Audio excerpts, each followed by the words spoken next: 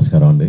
First of all thank you so much. ఎందుకంటే first of it's kind I think when we had an interaction with DAP urea manufacturers as well as dealers. So Andhra Pradesh ప్రభుత్వం తరఫున, మా civil supplies విభాగం తరఫున, మా legal metrology విభాగం తరఫున ప్రత్యేకంగా మిమ్మల్ని అందరికీ కూడా ధన్యవాదాలు. కష్టపడి ఇంత దూరం ప్రయాణం చేసి వచ్చినందుకు మీ అందరికీ కూడా మనస్ఫూర్తిగా మరొకసారి ధన్యవాదాలు. రాష్ట్ర ప్రభుత్వం కొత్తగా ఏర్పడిన తర్వాత రైతుల పైన ప్రత్యేకంగా మనం దృష్టి సారించాలి, రైతుకి ఎక్కడ కూడా ఇబ్బంది కలగకూడదు. చేసే ప్రతి కార్యక్రమంలో కూడా రైతును దృష్టిలో పెట్టుకుని అండగా నిలబడాలి, ఒక భరోసా ఇవ్వాలనే ఆలోచనతో గౌరవ ముఖ్యమంత్రి గారు చంద్రబాబు నాయుడు గారు, అదేవిధంగా ఉప ముఖ్యమంత్రి గారు పవన్ కళ్యాణ్ గారు కూడా అనేక సందర్భాల్లో మేము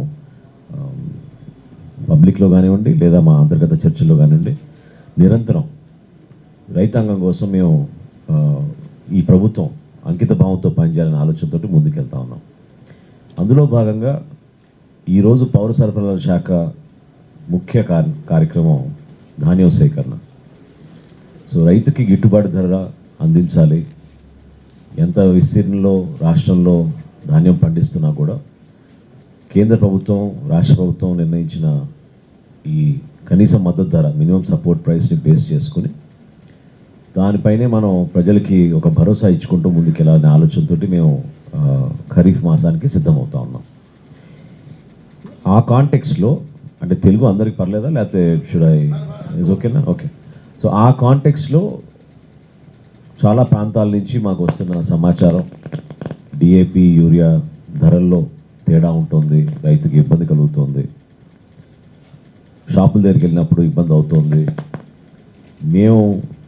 మాకు సరుకులు ఉన్నాయి, నిల్వలు ఉన్నాయి, ఇబ్బంది లేదని మా మార్కెటింగ్ శాఖ వ్యవసాయ శాఖ చెప్తున్నా కూడా ఎక్కడో విధంగా బ్లాక్ మార్కెటింగు ఈ రైతుని ఇబ్బంది పడే కొన్ని సమస్యలు చాలా స్పష్టంగా మా దృష్టికి వస్తున్నప్పుడు నేను సజెస్ట్ చేశాను మన లీగల్ మెట్రాలజీ విభాగాన్ని ఒకసారి మనం పిలిపించుకుని మాట్లాడాలి. ఎందుకంటే ఎక్కడ కూడా రైతుకి ఇబ్బంది కలగకూడదనే ఆలోచన తీసుకురావాల్సిన బాధ్యత మనందరిపైన ఉంది. చట్టాల్లో ఉన్న వివిధ సెక్షన్స్ గురించి మీకు ఒక అవగాహన తీసుకురావడం కోసం ఆయన ఒక ప్రయత్నం చేశారు. అది దేనికోసం అంటే సహజంగా ప్రభుత్వాలు కొత్త ఆలోచనలు వచ్చినప్పుడు లేదా ప్రజల ఆకాంక్షలు ఎట్లా ఉన్నాయో చూసి దాని ప్రకారంగా మనం మార్పులు తీసుకొస్తూ ఉంటాం. సో అప్డేట్ అవ్వాల్సిన బాధ్యత మీకు ఉంటుంది, తెలపాల్సిన బాధ్యత కూడా మాకుంటుంది.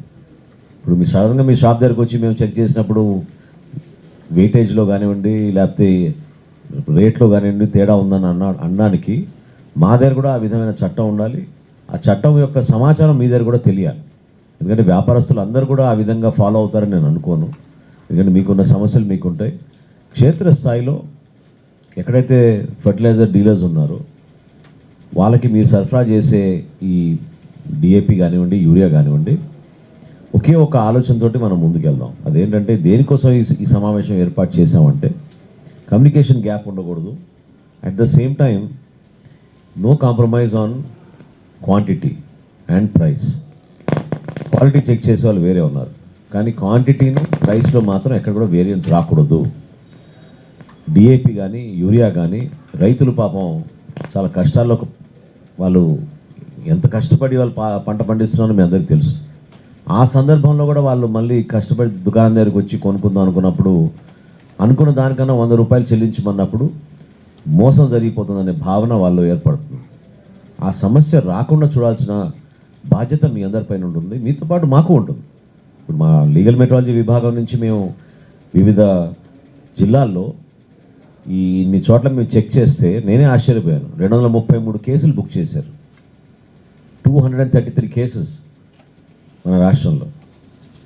సరే వివిధ కంపెనీలు మీకున్న ఇబ్బందులు మరి అది ఏం జరిగిందో between you and the dealers communication కానివ్వండి లేకపోతే ట్రాన్స్పోర్టేషన్ కానివ్వండి సమస్య అనేది సమస్య గుర్తించాం కాబట్టి అదేదో మిమ్మల్ని పెనలైజ్ చేస్తే మాకేదో ఇక్కడ సంతోషకరంగా ఉంటామని కాదు. మీలో ఆ చైతన్యం తీసుకురావాలి, మీకు కూడా తెలియాలి మన బాధ్యత ఏంటనేది. ఎందుకంటే రైతు పాపం 100 గ్రాములైనా కిలో అయినా తేడా ఉన్నప్పుడు తేడా ఉందని అనుకుంటాడు తప్ప పర్లేదు సహజమని అనుకోరు.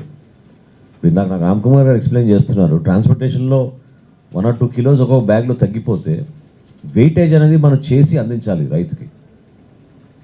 వేయింగ్ ఇన్స్ట్రుమెంట్ లేకుండా మనం వచ్చిన బ్యాగ్ని యాజ్ ఇట్ ఈస్గా మనం ఈ బ్యాగ్ తీసుకెళ్ళమన్నప్పుడు మొన్న పత్రికల్లో కూడా చూసాం మనం. రవాణా ఖర్చులు కూడా రైతులపైనే మనం భారం పెట్టి వాళ్ళని ఇబ్బంది పెడుతున్నాం. ఆ సందర్భంలో మనం అందరం కూడా గుర్తించుకోవాల్సింది ఏంటంటే ప్రభుత్వం నుంచి మేము ఎల్లవేళలా అందుబాటులో ఉంటాం. మీకు ఇబ్బందులు ఏమైనా ఉంటే ఆ ఇబ్బందుల గురించి మీరు ప్రస్తావించండి. అంటే ఇది నా ఓపెనింగ్ రిమార్క్స్ కాబట్టి will give you some time to share your opinion and thoughts. మీకు ఏమైనా ప్రాబ్లమ్స్ ఉంటే చెప్పండి. మేము ప్రభుత్వం నుంచి మేము ఏం చేయాలో, మా డిపార్ట్మెంట్ నుంచి ఏం చేయాలో తప్పకుండా మేము స్పందిస్తాం. కానీ దయచేసి రాష్ట్రంలో ఎక్కడా కూడా ఏ ప్రాంతంలో కూడా రైతుని ఇబ్బంది పెట్టే విధంగా డిఏపి కానీ యూరియా కానీ కొలతల్లో తేడా ఉండకూడదు, రేట్లో కూడా తేడా ఉండకూడదు. నిర్దేశించిన మేరకు ఎంఆర్పి ప్రైస్ ప్రకారంగానే ఆ కొనుగోలు జరగాలి, ఆ విక్రయం జరగాలి. అందులో మాత్రం ఎక్కడ పొరపాటు జరగకుండా చూసుకోవాల్సిన బాధ్యత మీ అందరిపైన ఉంది. ఎందుకంటే కంపెనీలు సహజంగా వాళ్ళు మీరు చేసే మ్యానుఫ్యాక్చరింగ్కి మీకు ఆ బాధ్యతలు లేకపోవచ్చు అనుకోవచ్చు క్షేత్రస్థాయిలో. కానీ after all there are you, ఎవరైతే రీటైల్ అమ్ముతున్నారో వాళ్ళు they are your dealers. So ఆ డీలర్స్తో మీ ఇంటరాక్షన్లో కానివ్వండి, లేకపోతే మీరు ఇచ్చే కమ్యూనికేషన్లో కానివ్వండి, పదే పదే ఈ విషయాలు తీసుకురావాలి. ఎందుకంటే రాబోయే రోజుల్లో డెఫినెట్గా మేము కూడా మా సిబ్బందిని పెంచుకుంటాం. సిబ్బందిని పెంచుకుని మేము క్షేత్రస్థాయిలో పర్యటిస్తున్నప్పుడు ఆ బిజినెస్ ఎస్టాబ్లిష్మెంట్స్ని ఇబ్బంది పెట్టకూడదని మా భావన ఉన్నా కూడా వినియోగదారుల తరఫున మేము నిలబడాల్సిన అవసరం ఖచ్చితంగా మా పైన ఉంటుంది. It's our duty. Consumer affairs at the same time legal metrology, they have an act, they have a rule to establish and make sure that this happens at the ground level. అది enforcement అనేది మా బాధ్యత. ఆ ఎన్ఫోర్స్మెంట్లో భాగంగా దయచేసి మీరు ఏవైతే వివిధ చట్టాల గురించి మీకు అవగాహన వచ్చేటట్టు ప్రయత్నం చేశారో వాటి గురించి మీరు తెలుసుకోండి. ఎక్కడ కూడా పొరపాటు జరగకుండా మీరు సహకరించండి. మేము గవర్నమెంట్ తరఫు నుంచి రైతుకు మాత్రం ఆ భరోసా 100% ఇవ్వాల్సిన అవసరం ఉంది. చాలా చోట్ల రౌండ్ ఫిగర్లు చేసేస్తున్నారు.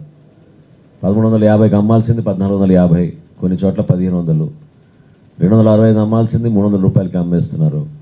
సో ఇవి చాలా జిల్లాల నుంచి మనకు వచ్చిన ఫీడ్బ్యాక్. ఇది ఆ ఫీడ్బ్యాక్ని బేస్ చేసుకునే ఇట్లా రాష్ట్ర వ్యాప్తంగా ఒకసారి చెక్ చేసుకుందామని చెప్పి మా లీగల్ మెట్రాలజీ విభాగం అందరినీ కూడా అలర్ట్ చేసి మేము చేయడం జరిగింది. 233 కేసుల్లో మాకు వేయిమెంట్లతో తేడా వచ్చింది, రేట్లలో తేడా వచ్చింది.